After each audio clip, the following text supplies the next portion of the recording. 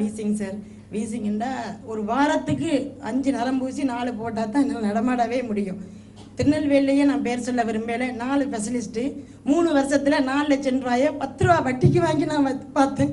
அவ்வளவு கஷ்டத்தில் சூழ்நிலையில் வட்டிக்கு வாங்கி கொடுத்து கடைசியில் மூச்சு திணறல் அதிகமாகி இப்போ சுவாச இது செயலிழந்து போயிட்டு தொண்டையில் ஹோல் போட்டு தான் பேச முடியும்னு சொல்லிட்டாங்க. அதனால் அவ்வளோ கஷ்டப்பட்டு நான் டிவியில் ஐயாவை பார்த்தேன். ஒரு ஃப்ரெண்டும் எனக்கு அறிமுகப்படுத்தினாங்க. இன்றைக்கு வந்து ஐயாடா சிகிச்சையை பெற்று இன்றைக்கு நான் நின்று பேசுகிறதுக்கு காரணம் அது ஐயா.